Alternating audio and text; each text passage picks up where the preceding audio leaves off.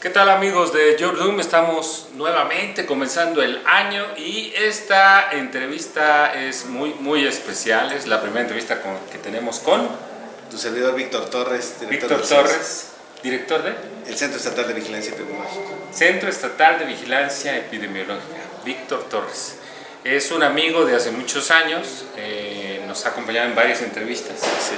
Hemos hecho unas entrevistas que han sido muy especiales porque nos hemos adelantado en mucho tiempo a los hechos y a los tipos de probables agentes infecciosos epidemiológicos que han estado atacando no solo al mundo sino al país, y de manera estratégica tú has atendido estos problemas pues adelantándote a los tiempos. Y entonces me surgió ahora una pregunta para empezar el año. A ver, venga. ¿Qué es en sí la inteligencia? Tú hablas mucho de inteligencia en el trabajo que realizan para el control de las nuevas enfermedades que están entrando. Sí, mira, es un término que ha sido usado hace algunos años en el Centro Nacional de Inteligencia Epidemiológica de Europa. Un poco distinto a los CDC de Estados Unidos. El CDC de Estados Unidos, cuya sede está en Atlanta, trabaja ya sobre la atención de los brotes, sobre el seguimiento y tratar de romper cadenas de transmisión, básicamente en enfermedades infecciosas. Epidemiología, la gran fortaleza son las enfermedades transmisibles, enfermedades que se pueden transmitir de animales a personas, de personas a personas, y tratar de buscar el origen, ver si hay atención médica, medicamentos para la atención, o en un momento dado prevención, o sea, vacunas. Y entonces la inteligencia epidemiológica señalada en los centros de Europa lo que te dice es anticipar, empezar a ver información disponible de comportamientos distintos, diferentes a los que se entienden. Proyecto Yordum es Proyecto Tierra. Proyecto Tierra. Conciencia y acción con una misión: limpiar y proteger el lugar en que vivimos. Proyecto Tierra.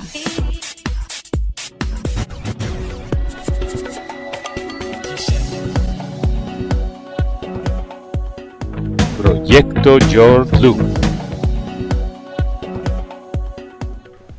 Fíjate que ahorita que mencionas chikungunya o Zika, fueron dos de las enfermedades o de los agentes infecciosos que identificamos hace como 3 años en tus primeras participaciones en el programa. Te adelantaste más o menos un año a que viniera el brote ya identificado aquí en México. Eso me llama mucho la atención porque de acuerdo a lo que mencionas entonces, el sistema en el que el CBC que tú diriges opera toma de los otros centros, pero se adelanta partiendo de la experiencia que ellos tienen. Sí, se empieza a saber el comportamiento. Ahora, tenemos que pensar que en el 2020 cualquier enfermedad es global. Cualquier comportamiento, yo ahorita te voy a dar un ejemplo de ello actual, de estos días, tienes que tener la certeza de que puede aparecer en tu país por movimientos migratorios, por la propia comercio, por el movimiento del turismo, por las circunstancias, por eventos masivos. 2020 tendremos las Olimpiadas en Japón. Entonces la movilidad de países o de personas, atletas, periodistas que van a atender estos eventos masivos hacen que entonces la concentración en un lugar específico haga que también identifiques qué enfermedades pueden después moverse de regreso a los países de origen. Y eso es lo que hay que observar. Y lo que hace inteligencia epidemiológica es analizar la información, el número, transformarlo en datos, que es la parte importante ahora con la informática, ver si el comportamiento que tienes de ciertas enfermedades está rebasando los canales endémicos, si hay un comportamiento distinto ahora con las temperaturas, tú que estás muy metido en cambio climático, el comportamiento de las enfermedades que veremos por ejemplo en Australia. En Australia, después de los incendios, la movilidad de la fauna a sitios donde no hay incendios, pues la fauna tiene ciertas enfermedades y que con el contacto de las personas puede ser. A mí me gustan las imágenes donde la gente está rescatando canguros o koalas, pero recordar que son especies que tienen sus propios agentes infecciosos, y eso también tiene que ver con los mecanismos de transmisión, ¿no? Y adicionalmente, por ejemplo, tenemos un brote importante de un coronavirus en China.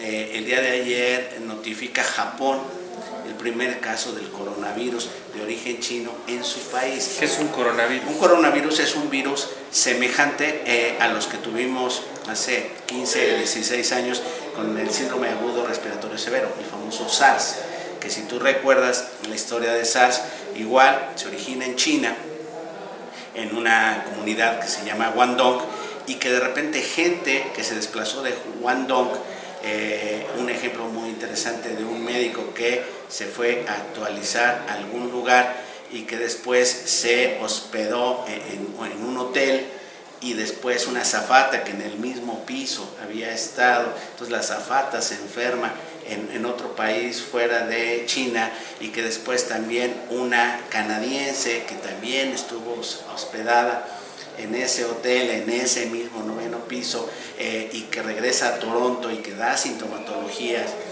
durante su vuelo hacia Canadá. Entonces alerta no nomás a un país, alerta a un continente y alerta al mundo cuando un padecimiento que está en China, de repente lo encuentras en Singapur o lo encuentras en Toronto, y bueno, de Toronto está en el continente americano, y la movilidad de todo el continente hacia el Canadá es importante. Entonces, circunstancias de estas, era un coronavirus ese tiempo, pero es muy parecido al que ahorita está ocurriendo en alguna provincia de China, y que ya están muy alertas los países alrededor de China, avisando, estos famosos avisos preventivos de viaje, que si tú vas a viajar a estos países por turismo, por comercio, por todas las circunstancias que puede ser en tu viaje, pues estés alerta a la sintomatología que te da. Básicamente son cuadros neumónicos muy intensos, muy importantes, y que pueden ser peligrosos en niños muy pequeños, o en adultos mayores, o en adultos que tienen comorbilidades, el fumador crónico, el diabético, el que tiene cáncer, y que viaja, bueno, puede ser un agente susceptible a ellos. En la Universidad Tecnológica del Valle de Toluca entendemos la grave problemática del cambio climático. Nuestros estudiantes aprenden sobre análisis físico-químicos y microbiológicos de aguas residuales y suelos. Realizan proyectos dentro de nuestros laboratorios especialmente equipados para remediación de agua de suelos y tratamiento de aguas residuales. Nuestro objetivo es formar profesionales que identifiquen y disminuyan los daños causados al ambiente, comprometidos a mejorar la calidad de vida de nuestro entorno. Proyecto George Loop es... Fíjate que se oye mucho una especie como de mensaje que provoca temor, diciendo que va a haber pandemias muy graves, ¿no? Y que si la gripe aviar, y que si el SIDA, que ya parece que lo están controlando. Que es una pandemia. Es una pandemia, pero digamos que el SIDA te da un lapso de varios años antes de que te ejecute, ¿no? Que te produzca sintomatología. Pero en el caso de la gripe aviar, son días. Son días en los que puede llegar a impactar y acabar con una persona. ¿Son reales estos casos? ¿Son reales estos mensajes? Sí. Puede haber mecanismos de transmisión eficientes del animal al ser humano, y la única alternativa es evitar la transmisión efectiva de ser humano a ser humano. Nos pasó, o nos seguimos pensando, que el H7 todavía no ha pasado este mecanismo, que es la famosa influenza aviar, ¿no?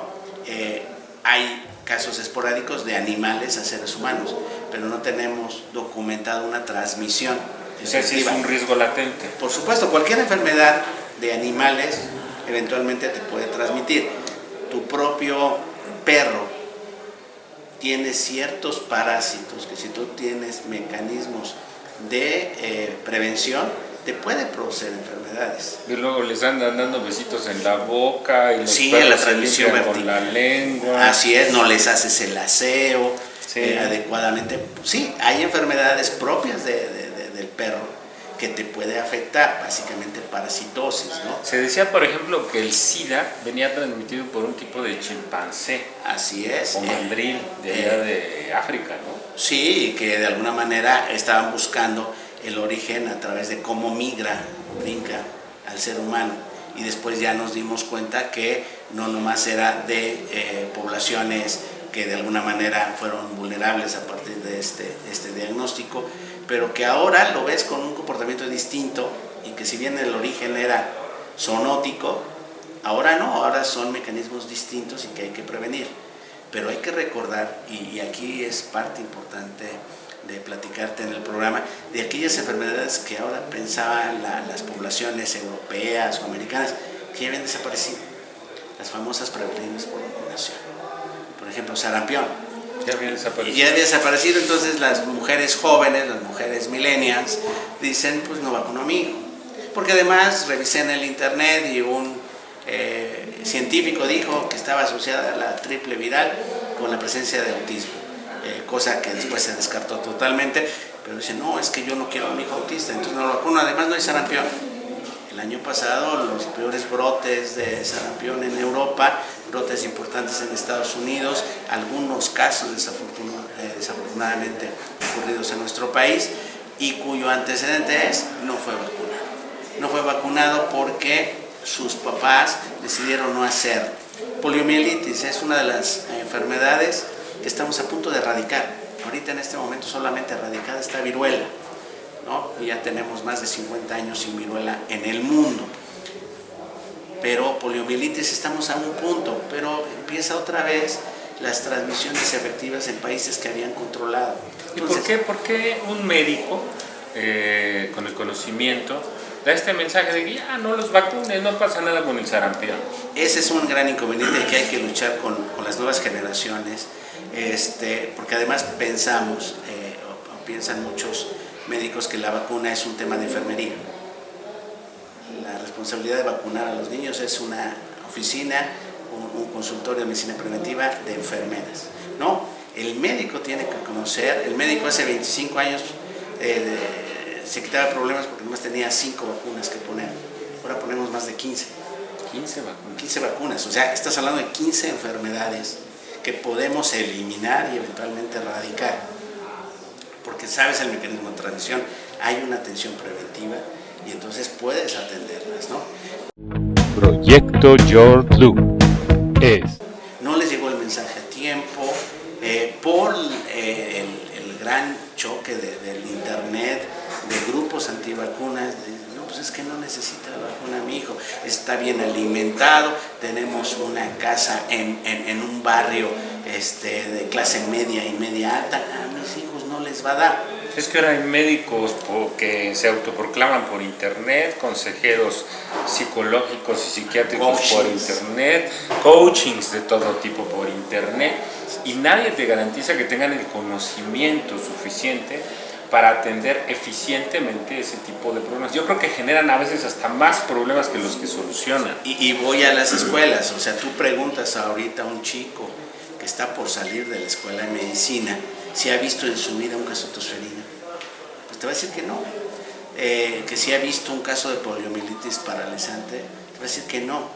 Que identifica muy bien una enfermedad febril exantemática para sospechar sarampión o rubiola, no la ha visto.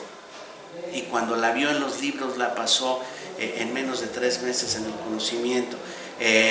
Y en tuberculosis, un tema, tuberculosis la tenemos desde hace más de 500 años, ¿no? Sigue apareciendo tuberculosis, pero tiene un mecanismo de prevención. Entonces, ahí es donde tenemos que apostar, primero por el conocimiento, pero además la comunicación efectiva. Cómo tu medio puede acercar, es decir, la transición es no que ya ahora puras enfermedades crónicas, puros diabéticos, hipertensos y cáncer. No, la gente allá afuera está teniendo enfermedades infecciosas, sigue teniendo amibiasis, sigue teniendo parásitos intestinales por fecalismo a ras de suelo, por convivencias con sus mascotas, ¿no? Por problemas que no se han ido y que no se van a ir. Influenza en esta época del año, pues sigue ocurriendo. ¿A quienes les da? Pues a los que tienen enfermedades crónicas y que además no se vacunaron, ¿no? Es que, fíjate, alguien que ha estudiado medicina o que está en el tema de la salud, médicos, enfermeras, sabe que pues, los virus y las bacterias y los parásitos aquí permanecen, o sea, conviven con nosotros. Lo que pasa es que los seres humanos hacemos resistencia y defensas naturales para ellos, pero no se han ido, solamente la vacuna lo que hace es reforzarte las defensas, la protección, para poder resistir de manera pues, más exitosa un proceso infeccioso, una enfermedad. No porque no la hayas visto, ay no, ya no hay viruela, no, el virus ahí está, el que lo transmite ahí está, la bacteria ahí está, el agente patógeno allí está. Lo que pasa es que a través de esas vacunaciones se ha logrado el reforzamiento para que los seres humanos seamos más resistentes. Entonces, ¿cómo se atreven a decir que ya no hay? Pues no vacuno, pues ahí está el agente infeccioso. Eso es lo importante, cómo les allegamos la cercanía. Es un poco también lo que hace el centro, cómo revisamos estas entradas y salidas de las redes sociales, cómo los fake news, yo los tengo que investigar para decir que sí es un fake news, o está algo apareciendo en algún lugar. O sea, cuando tú identificas que grandes personajes están muriendo de cuadros neumónicos entre diciembre y enero, por supuesto que la primera sospecha que dices son neumonías, pero probablemente fue influenza. Y aquí las defensas me permite señalarte que hemos bajado los brazos. O sea, cuando en el 2009 con la influenza H1N1 tenías tu gel antibacterial en tu bolsa, te lavabas constantemente las manos, estornudabas en el ángulo del codo. Y ahora pregunta, o simplemente darle una vuelta al portal, y la gente estornuda sin ningún... Te tosen en la cara, o si acaso se tapan. Estás con el peluquero y tosen, ya te vaya, y tú ya respiraste, ¿no? Sí. O entras, fíjate qué terrible, entras a los consultorios estos que hay en las farmacias donde están 10 personas, por no decir más, hacinadas porque la consulta es barata y no te dan la medicina si no tienes la receta.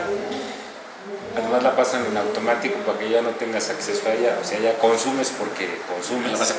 Pero estás con 10 personas que de repente una tose y trae algo que tú no traías, ¿no? O ibas de acompañante de algún enfermo y segurito a la semana ya traes. Fíjate que en los brotes de sarampión de Estados Unidos, un mecanismo de transmisión eficiente eran los consultorios de los pediatras. O sea, el niño estaba en espera de la consulta con el pediatra para verificar efectivamente que era sarampión. La primera parte de sarampión, antes de que desarrolles el exantema y toda la manifestación en la piel, hay un periodo que se llama prodromio, que es el estornudo, el lagrimeo, la tos. Y entonces, si tú tienes esta sintomatología y la mamá va a llevar al niño porque esta sintomatología, dejó el niño de comer, el niño tiene fiebre, pero está ahí junto con mucha gente que está sana o va por otro padecimiento. Y entonces, pues ahí hay una transmisión efectiva, porque es el momento en el que el virus es más infectante. Ese mecanismo donde el virus está en esas secreciones. Tu trabajo, el trabajo del CBC, de control epidemiológico, de la inteligencia epidemiológica, es fundamental para mantener condiciones de salud en México y en el mundo. ¿Hay otros países que tengan este mismo trabajo tan interesante como el que ustedes vienen realizando, como el que tú realizas? Sí. Hay grupos que trabajan diariamente en estas circunstancias. De hecho, nosotros revisamos diariamente, por ejemplo, páginas como HealthMap, que es una página que te identifica todas las notas periodísticas que aparezcan, verdaderas o falsas, y que te permite empezar a ver dónde están ocurriendo esos pools de notificaciones. Si tú buscas y tienes tiempo y en la noche y buscas en tu buscador HealthMap o mapa de la salud, te aparecerá el mapa mundi y te empezará a identificar. Hoy seguramente revisará si la zona de China estará con esto de coronavirus, ¿sí? Con comportamientos de esta enfermedad, y de notas de un médico que reportó en Twitter, de un médico que notificó en su Facebook, de un periódico americano que refleja las notas, y esos son grupos que intercambiamos información. Si tú ahorita en el Google Maps señalas asterisco influenza, te señalará todas las páginas que alguien buscó, ¿no? Que dices desde dónde me compro la vacuna hasta cuál es el antiviral que puedo comprar para influenza, pero también el Google te va a mandar a dónde están buscando más influenza, simplemente por búsquedas. Y entonces tú empiezas a revisar por qué lo está buscando el Estado de México, por qué lo está buscando el área de Toluca. Entonces empiezas a identificar si hay reportes en las unidades médicas de Toluca que hayan tenido reportes de más casos. Entonces son nuevas fuentes de información que tienes que empezar a buscar ante esta vorágine de información, ¿no? Los grupos, por ejemplo, el CDC de Atlanta, que tiene su MMWR, que es el reporte semanal de casos nuevos de Estados Unidos, que además ellos, por su mecanismo de revisión, te dice que a quienes afecta más, a los blancos, a los afroamericanos, a los hispanos, a los asiáticos, y te lo reporta. Y entonces, si tú dices los hispanos en la zona sur de Estados Unidos, pues tiene que ver mucho con migración, ¿no? Entonces, a ver, ese comportamiento está ocurriendo en Tamaulipas, en Chihuahua, en Sonora, en Baja California, o nomás en ese al lado. Pero si ya yo reviso Monterrey, ya reviso Tamaulipas, tengo que revisar cómo es el comportamiento de salidas de camiones, de lugares, para identificar que el Estado de México pudiera tener eventualmente algún problema de ese tipo. Entonces las fuentes de información son diversas, y ahí es no nomás ver el dato, sino hacer el análisis en tres vertientes que los epidemiólogos usamos mucho: tiempo, lugar y persona. Tiempo, lugar y persona. Sí, tiempo, ¿dónde? ¿Cómo? Lugar, el sitio geográfico.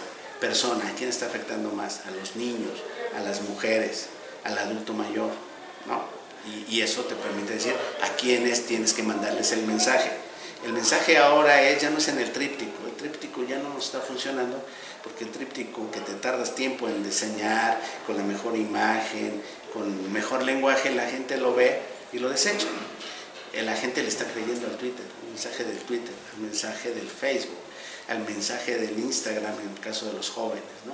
Pues tienes que buscar los mecanismos de ida y vuelta, de dónde yo recibo información en estas mismas redes sociales y de dónde genero información de protección, ¿no? ¿Cuánta información, Víctor? ¿Cuánta información y qué importante tu trabajo? Ojalá y podamos en 15 días tener otro programa, si me lo permites, para hablar de enfermedades respiratorias, ahorita que está latente todo esto, antes de que termine el proceso de riesgo. Temporada invernal. Y como siempre, aprendemos mucho. Y te lo agradezco. No, Pedro, para tus órdenes siempre. De verdad, lo que ustedes realizan es muy importante y creo que es fundamental para el futuro del mundo. Gracias, Víctor Torres. Mi querido Pedro, un gusto. Esto fue Yorlun, Proyecto Tierra. Hasta la próxima. Proyecto Yorlun es Proyecto Tierra. Proyecto Tierra. Conciencia y acción con una misión: limpiar y proteger el lugar en que vivimos. Proyecto Tierra.